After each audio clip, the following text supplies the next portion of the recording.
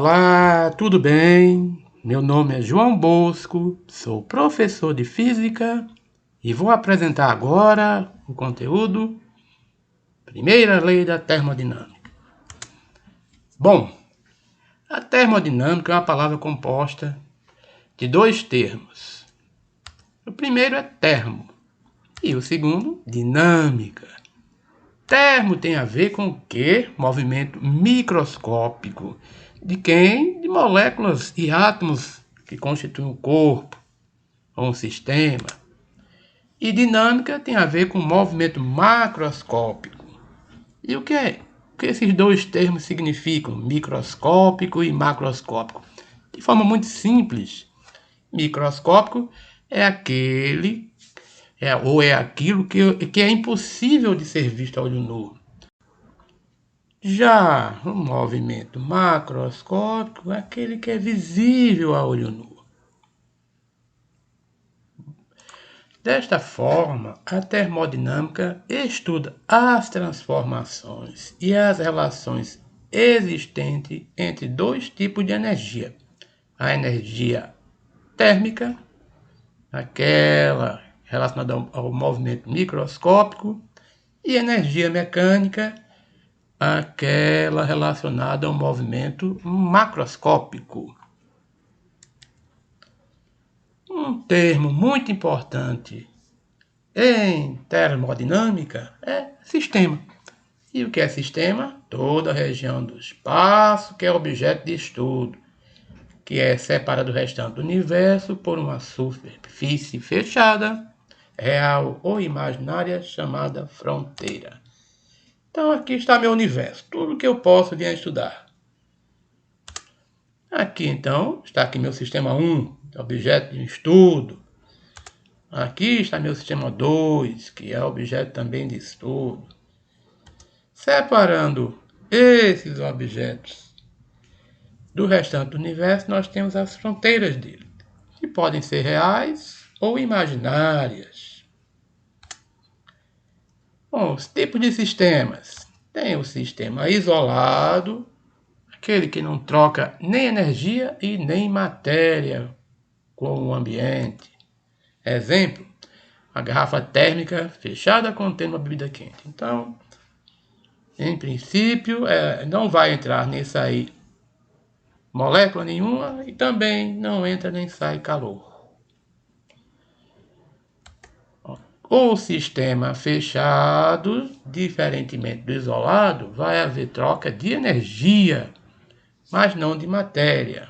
Um exemplo simples, quando se coloca água para ferver dentro de uma panela de pressão, ok? E enquanto a água não ferve. Então está lá com o sistema fechado, recebendo calor, porém não entra nem sai moléculas. Já no sistema aberto, tem troca de energia de matéria. Por exemplo, quando a água lá na panela de pressão começar a ferver, parte do vapor vai escapar pela válvula. Dessa maneira, está saindo, tá certo? Matéria e energia. E entrando também energia pelo fogo que atinge o fundo da panela de pressão. Bom, antes de continuar, vamos rever alguns conceitos de algumas grandezas físicas. Primeiro deles, energia. Energia é uma grandeza associada ao potencial inato para realizar uma ação de mudança do estado mecânico dos corpos, de moléculas ou de átomos. E é também associada à realização dessa ação. Então, vejam, ao potencial de realização ou da própria ação. E vejam que isso aí não é um conceito, tá certo? É uma associação. Energia é um conceito intuitivo, ou seja, não tem uma definição formal. Bom, um exemplo, energia potencial, por exemplo, também energia potencial gravitacional, energia potencial elétrica, energia potencial de uma mola, Então, também temos a energia cinética, que é a energia ligada diretamente à ação, ou seja, ao movimento, e a energia mecânica, que é simplesmente a soma das energias potenciais e cinéticas de um corpo. E outras mais formas de energia. Bom, energia térmica é a soma de todas as energias cinéticas decorrentes da agitação das partículas. Tem a ver com o quê? Com as moléculas de um corpo, com o grau de agitação delas, né? Todas elas vibrando, cada uma delas vai ter uma energia cinética que, somada com a de todas as outras, vai produzir a energia térmica do corpo. Veja que o conceito de temperatura, o conceito C, ele vai medir o que agora? O grau de agitação térmica de um corpo, ou sistema físico, e vai estar relacionado com a média da energia térmica de cada molécula. O total da energia cinética vai ser energia térmica, mas a média da energia cinética das moléculas será o quê? A temperatura. Calor é o processo de transferência de energia térmica causado por uma diferença de temperatura. É importante observar, então, que se dois corpos em contato térmico tiverem diferente temperatura, vai haver entre eles o quê? Troca de calor. O mais quente vai ceder calor ao mais frio e vai se resfriar. O mais frio vai receber calor e vai esquentar. Você vai aumentar a sua temperatura. Conceito é força. É o agente físico que produz deformação dos corpos ou mudança do estado mecânico dos corpos. Ok? Basicamente visto pelas 3 leis de Newton, né? E o conceito F é o trabalho, é o processo mecânico de transferência de energia que é realizado por uma força. Lembrando que o trabalho não é realizado por corpos. O trabalho é realizado por força. Os corpos interagem entre si através de forças e a força é que vai realizar o trabalho. Bom, e finalmente a entropia, que é a medida do grau de desordem do sistema, sendo a medida da indisponibilidade da energia. Em um sistema, ela tende naturalmente a aumentar. Por exemplo, pega uma carta de baralho, ou um baralho inteiro, bem organizadinho. Ele está com um alto grau de organização, então a desordem é mínima, então está com baixa entropia. Mas se você deixar ele lá, ele vai continuar organizado. Para que você consiga desorganizar, você tem que pegar e jogar ele para cima, você tem que dar energia para ele. O que vai acontecer? A desorganização do sistema vai aumentar. Ok? Quanto mais desorganizado, maior a entropia do sistema. Bom, a termodinâmica está ligada diretamente a 3 grandezas. Quais? Temperatura, calor e trabalho. E é estruturada por 4 leis. A primeira é chamada Lei Zero da termodinâmica. Está associada ao conceito de temperatura. A segunda, associada ao conceito de energia. E a segunda é chamada de primeira lei da termodinâmica. Uma terceira lei, que se chama segunda lei da termodinâmica, está associada ao conceito de entropia. E, por último, a terceira lei da termodinâmica, também chamada postulado de Nernst, está associada ao limite constante da entropia quando a temperatura de Kelvin se aproxima de zero. Porém, no ensino médio, a terceira lei da termodinâmica não é abordada. Ok, vamos ver então basicamente a lei zero, a primeira lei e a segunda lei da termodinâmica no ensino médio. Bom, lei zero da termodinâmica. Sejam dois sistemas diferentes, colocados um encontrado com o outro, sem que haja interesse de transfer de matéria, mas apenas de energia na forma de calor. Aquele que perde calor diminui sua temperatura, enquanto o que recebe calor aumenta a temperatura, como já vimos há pouco. A partir do momento em que as temperaturas se igualam, eles terão alcançado o quê? O equilíbrio térmico, e não haverá mais troca de calor. Basicamente é isso. Temperaturas iguais implica em equilíbrio térmico e não há mais troca de calor. A lei zero da termodinâmica estabelece que dois sistemas em equilíbrio térmico com o terceiro estão em equilíbrio térmico entre si. Ou seja, vamos supor que eu tenho três sistemas, A, B e C. Vamos supor que A está em equilíbrio térmico com B. Ou seja, suas temperaturas são iguais. TA igual a TB.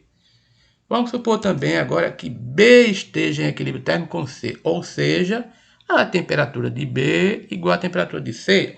Resumindo, TB igual a TC. O que é que a lei zero me garante?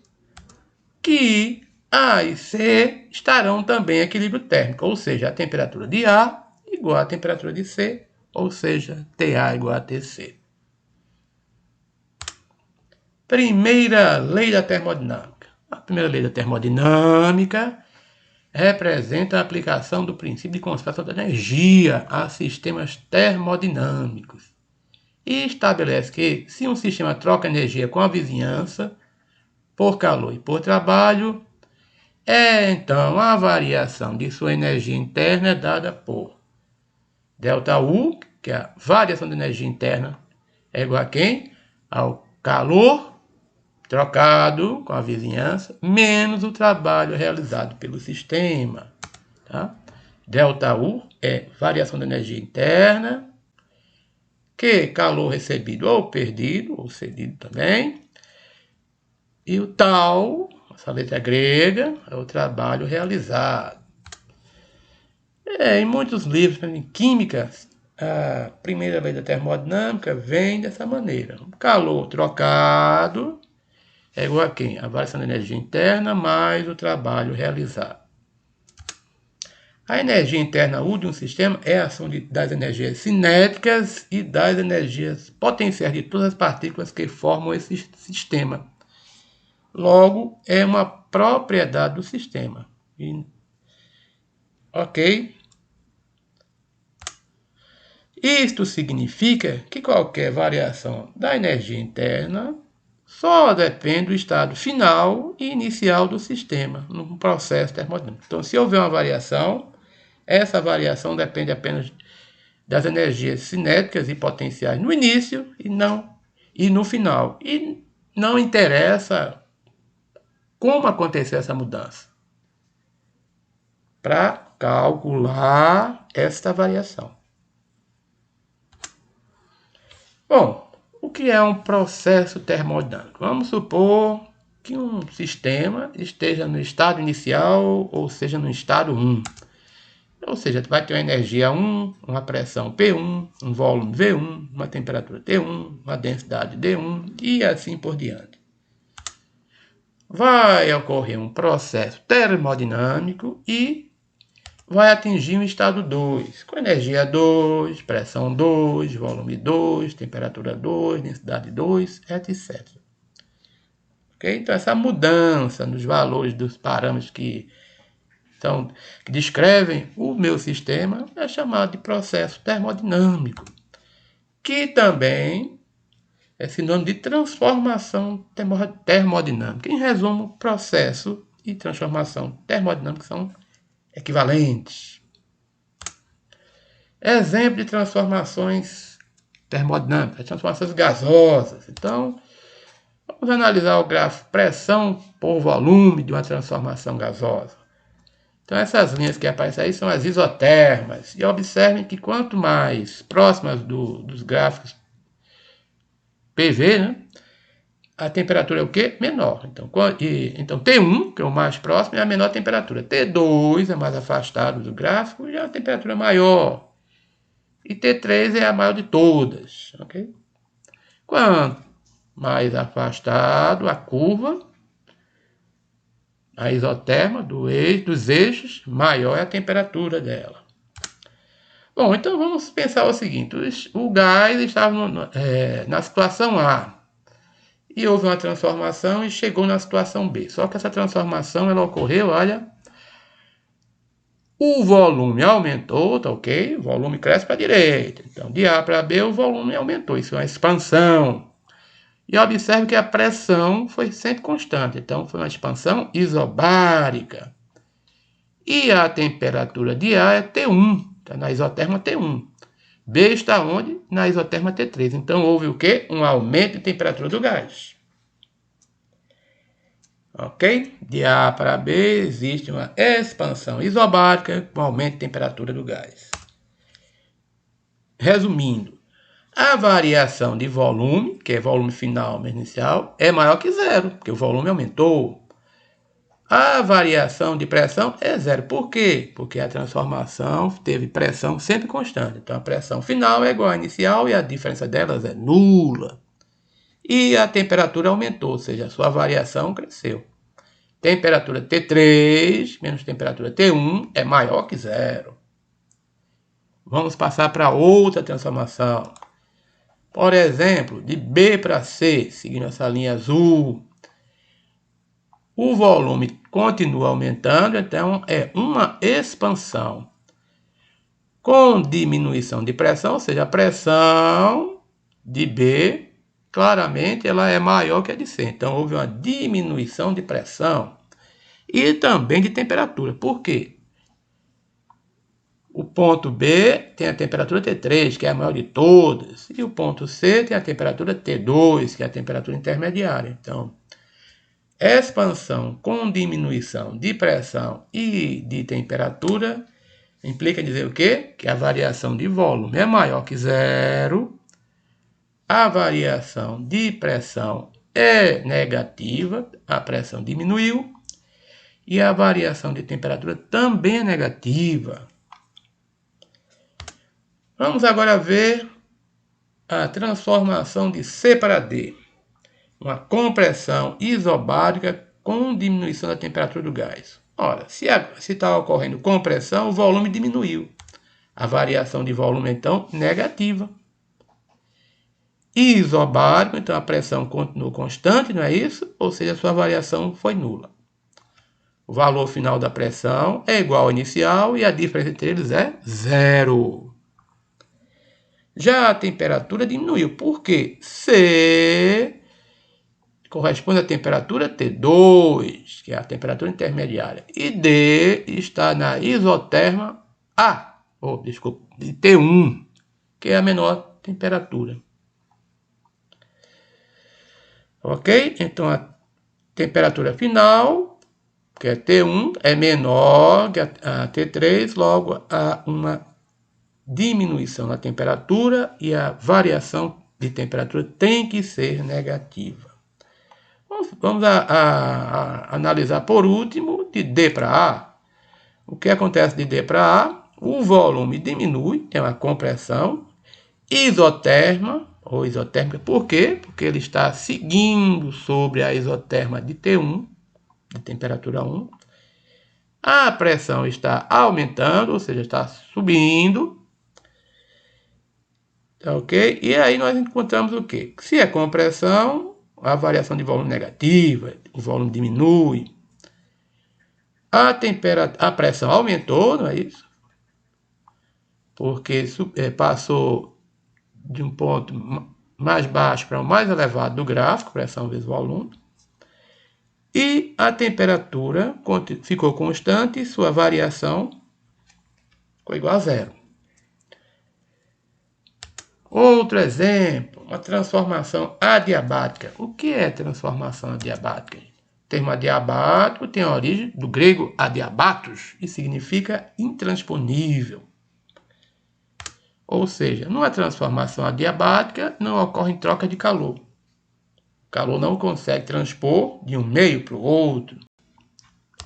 Ou seja, o calor trocado é nulo. O processo adiabático pode ocorrer em três situações. A. O sistema é isolado e as fronteiras que o cercam impedem que a transferência de calor com o meio externo ocorra. Exemplo, boto, sei lá, uma bebida quente dentro de uma garrafa térmica.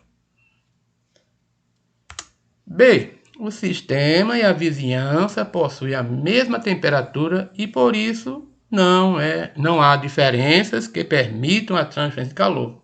É o que nós vimos lá na lei zero da termodinâmica, né? Para que haja calor, tem que haver diferente temperatura. Se a temperatura é igual, não ocorre transferência de calor, Q igual a zero. E a última situação é se o processo ocorre muito rapidamente, sem que haja tempo para ocorrer troca de calor. Lembrando que para que haja calor, que o calor flua de um corpo para outro, é necessário um certo tempo para que isso ocorra. Um exemplo, eu coloco uma bebida quente numa xícara e coloco na mesa, a bebida só vai resfriar lentamente e não instantaneamente, porque o processo de troca de calor demanda de um certo tempo.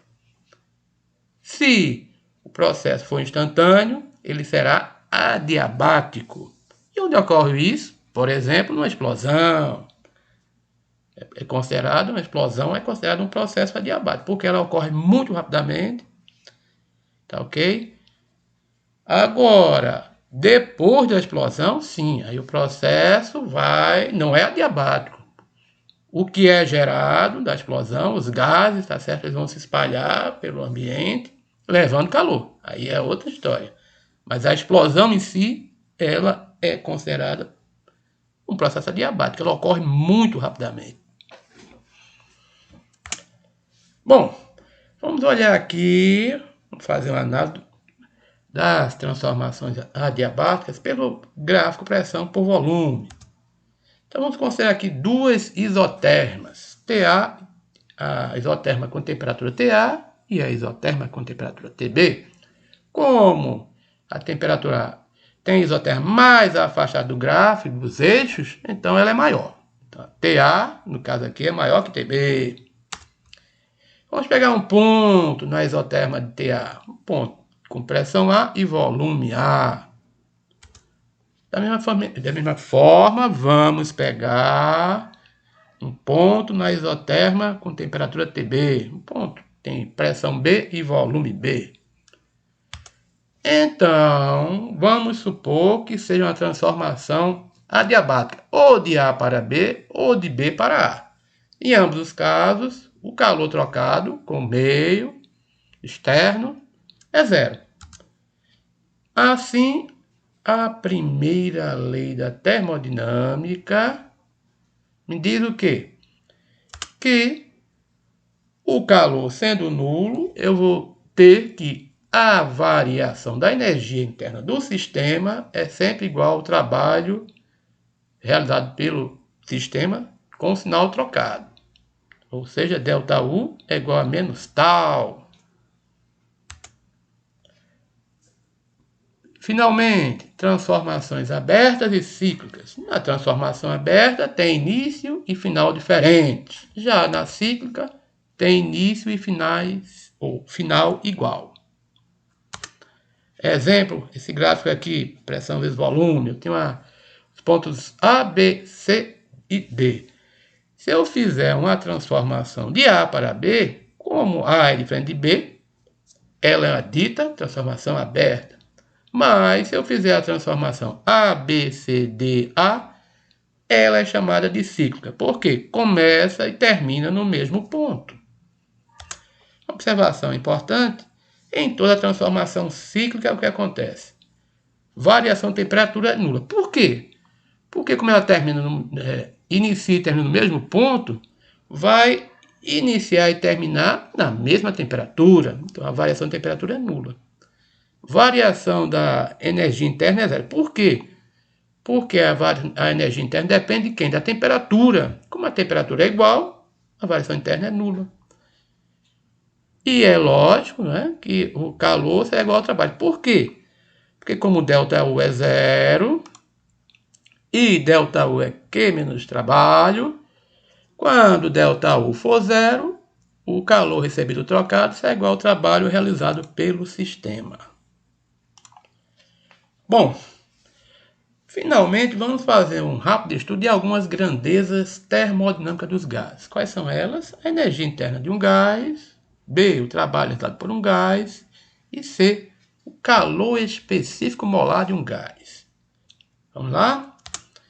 A, energia interna para uma massa constante de gás. Então vamos pensar um gás isolado, tá ok?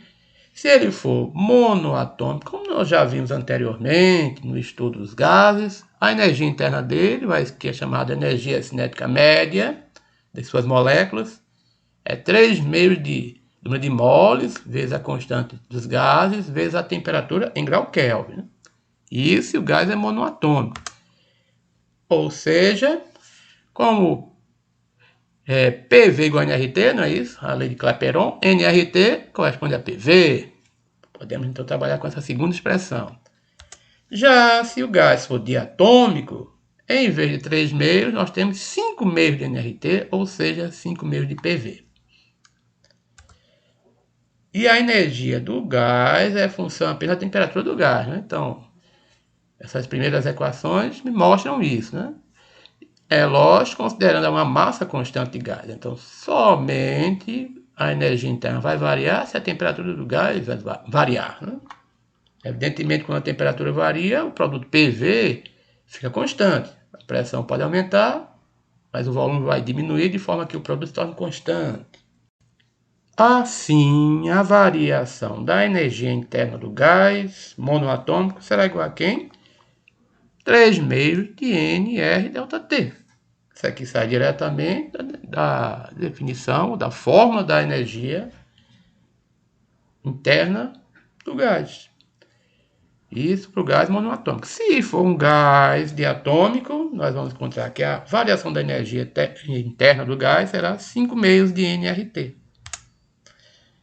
B, trabalho realizado por um gás. O trabalho realizado por um gás, primeiro a calcular a pressão constante. Então vamos observar aqui um gás, tá certo? Encerrado dentro de um recipiente, que eu tenho uma tampa móvel. O que vai acontecer quando eu esquentar, tá certo? Retornando um pouquinho aqui para ver de novo, né?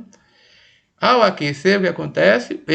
Essa tampa de êmbolo, ela sobe. Por quê? Porque o gás aqueceu. E sobe, tá ok? De uma altura D.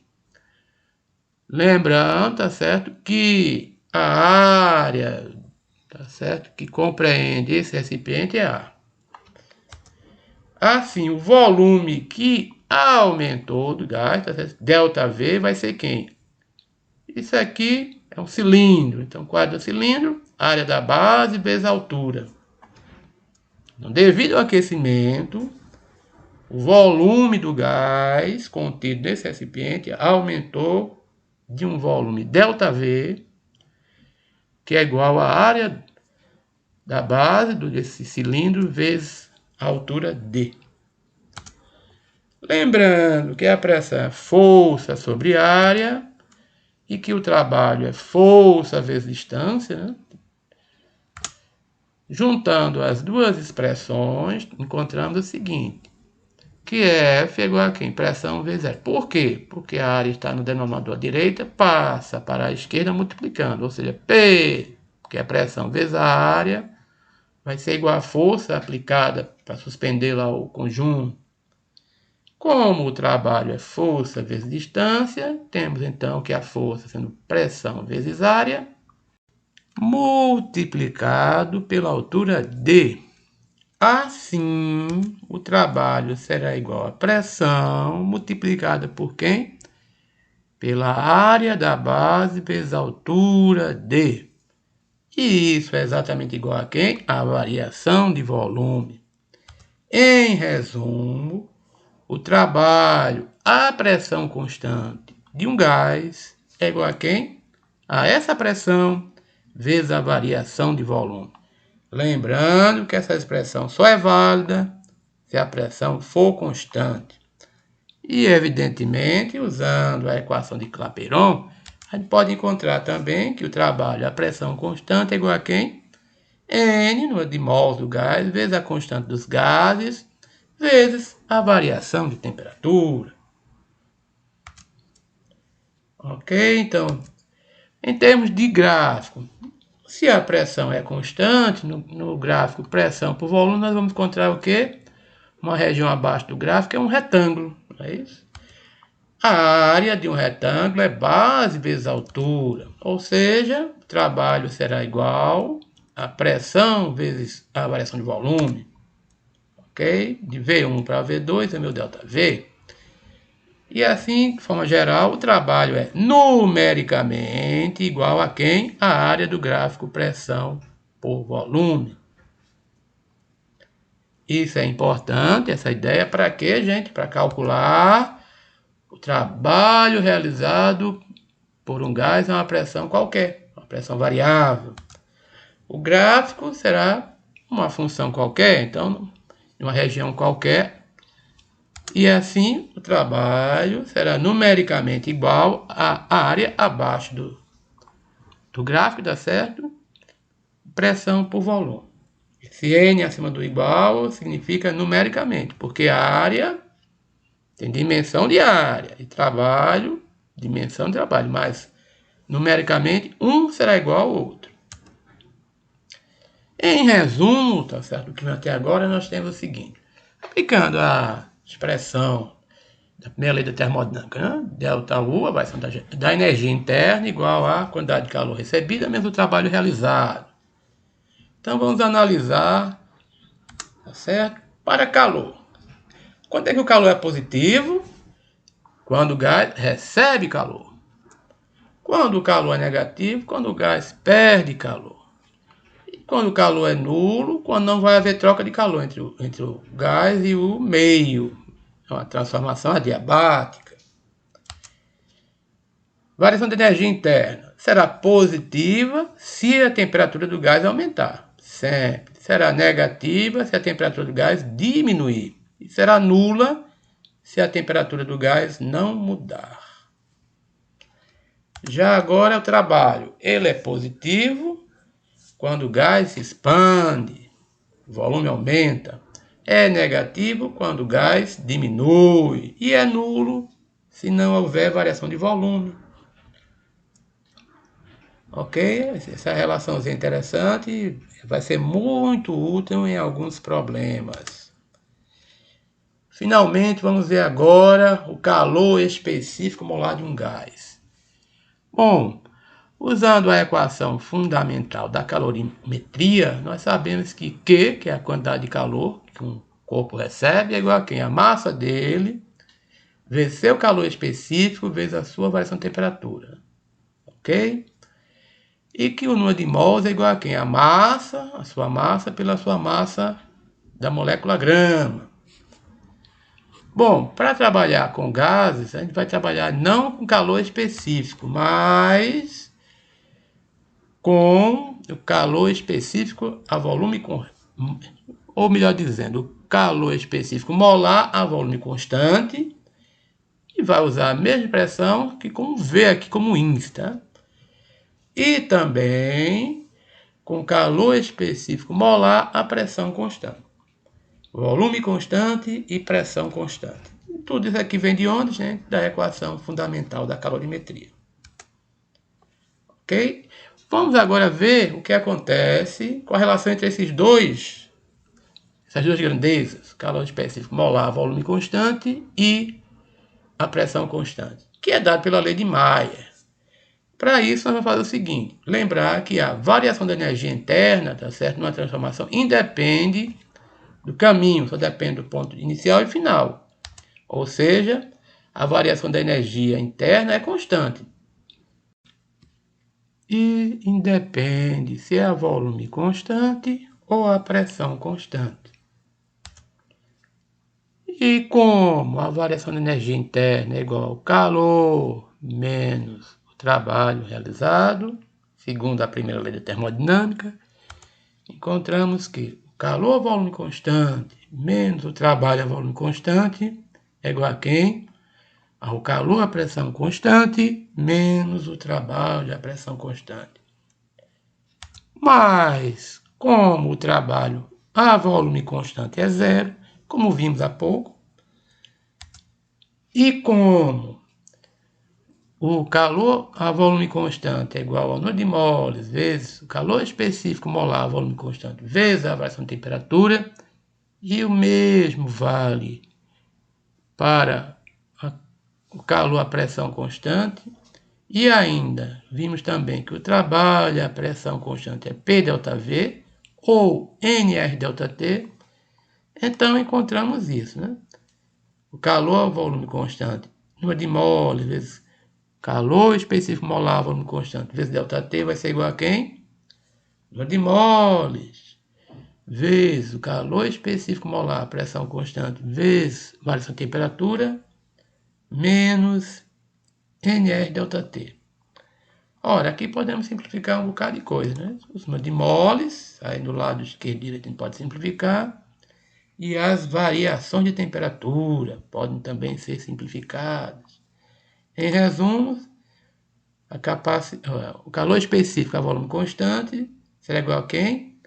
Ao calor específico a pressão constante menos a constante dos gases ideais. Ou calor específico a pressão constante é igual ao calor específico a volume constante mais a constante dos gases ideais.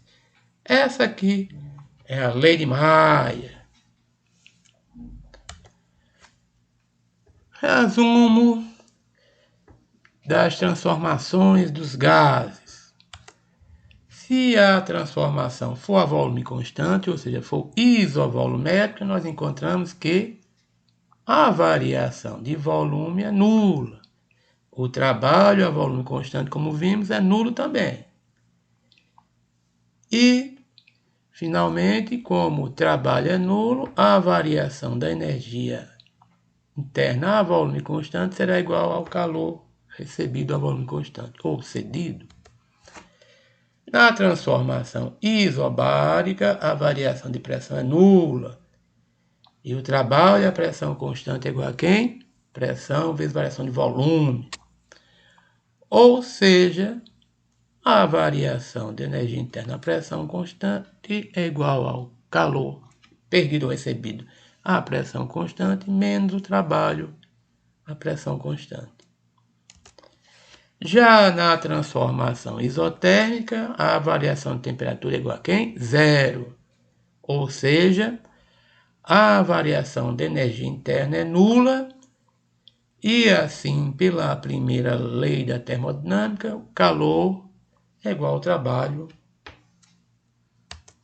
Já na transformação adiabática, o calor trocado é nulo.